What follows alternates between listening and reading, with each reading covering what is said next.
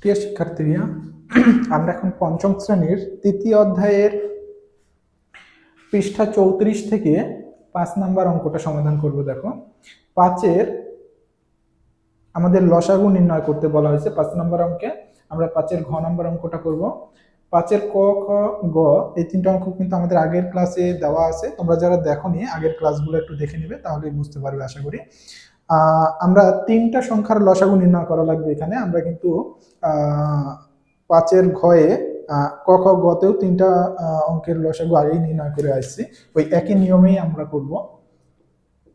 সাধারণভাবে আমরা লসাগু নির্ণয় করার যেটা নিয়ম জানি, সেটা হচ্ছে গুণিতক বের করে সাধারণ গুণিতক নির্ণয় করে সেখান থেকে আমরা লসাগু করব।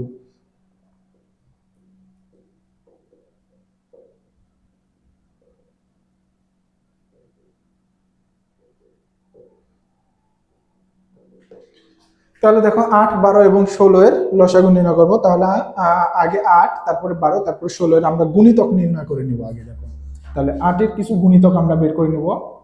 যতক্ষণ পর্যন্ত আমাদের তিনটার মধ্যে সাধারণ গুণিতক না পাচ্ছি, ততক্ষণ পর্যন্ত কিন্তু আমাদের গুণিতক নিতে হবে, আমরা জানি। তাহলে 3 8 24, 4 8 32, 5 8 40, 6 8 48। আচ্ছা, আমরা এইভাবে কয়েকটা পর্যন্ত নিব। 27টা 56।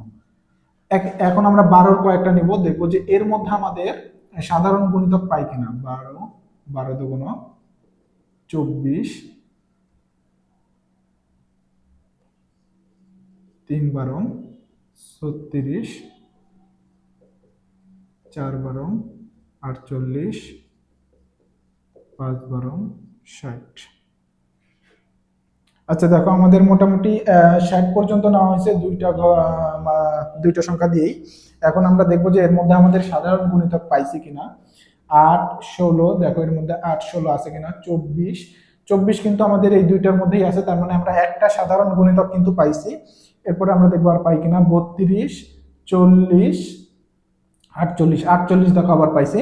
আমরা কিন্তু তাহলে এখান থেকে দুইটা সাধারণ গুণিতক 32 এবং 48, 24 এবং 48, 24 এবং 48 দুইটা সাধারণ গুণিতক পাইছি এই দুইটা সংখ্যার মধ্যে। এবার আমরা 16-র কিছু গুণিতক নিয়ে দেখবো যে এখান থেকে আমরা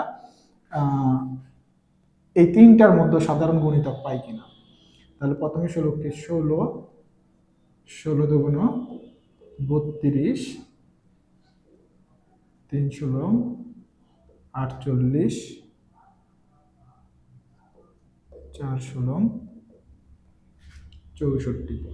আচ্ছা, দেখো আমাদের 60-এর ঘর পর্যন্ত এখানেও মান নেওয়া হয়েছে। এখানে আমরা দেখবো যে এখানে 24 আর 48 দুইটা সংখ্যা পাইছি। ফার্স্টে পাইছি 24, তাহলে আমরা দেখবো যে 24 এখানে কোথাও আছে কিনা। দেখো 24 নাই। এরপরে 48 পাইছি, এখানে দেখো 48 পাইছি। তাহলে তিনটার মধ্যে থেকেই কিন্তু আমি 48 সাধারণ গুণিতক পাইছি, এবং 48-এর আগে কিন্তু কোনো সংখ্যা তিনটার মধ্যে সাধারণ গুণিতক হিসাবে নেই। তার মানে 48 হচ্ছে তিনটার মধ্যে প্রথম সাধারণ গুণিতক, অর্থাৎ সবচেয়ে ছোট সাধারণ গুণিতক হবে তিনটার মধ্যে 48। তাহলে সবচেয়ে ছোট সাধারণ গুণিতক যেহেতু 48, সেটাই কিন্তু আমাদের লসাগু হবে। তাহলে আমরা কিভাবে লিখবো? আমরা এইভাবে লিখবো। প্রথমে 8-এর ঘরের গুণিতক গুলো তুলবো। তাহলে আমরা এখানে লিখবো 8-এর গুণিতক গুলো হলো গুণিতক গুলো 8-এর গুণিতক গুলো কত আছে? 8 16 24 32, 8 16 24 32, 40 48 56, 40 48 56। আবার আমাদের এরপরে হচ্ছে 12-র ঘরের 12 এর সাধারণ গুণিতক গুলো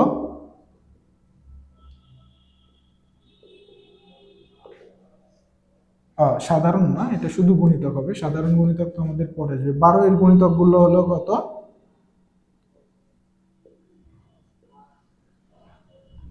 12 24 36, 12 24 36, 48 60, 48 60। এরপরে 16 এর গুণিতক গুলো লিখবে কিভাবে? 16 এর গুণিতক গুলো কি কি আছে দেখো। 16 32, 48 64। তাহলে এখন আমরা তিনটার মধ্যে কি দেখতে পাচ্ছি, সবচেয়ে ছোট সাধারণ গুণিতক হচ্ছে 48। তাহলে 8, 12 ও 16 এর লঘিষ্ঠ সাধারণ, লঘিষ্ঠ অর্থাৎ ছোট, তাহলে লঘিষ্ঠ সাধারণ গুণিতক হলো 48।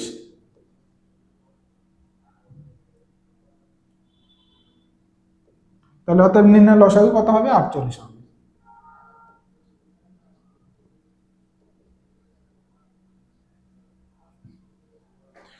আশা করি তোমরা এই অঙ্কটা বুঝতে পারছো। এটা একটু তোমরা নোট করে রাখবে খাতায়, পরবর্তীতে যখন তোমরা নিজেরা না দেখে এই অঙ্কগুলো প্র্যাকটিস করবে, তখন কোথাও আটকে গেলে বা প্রবলেম হলে কিন্তু এই নোট করা অঙ্কটা দেখে তোমরা বুঝে নিয়ে সহজেই করতে পারবে।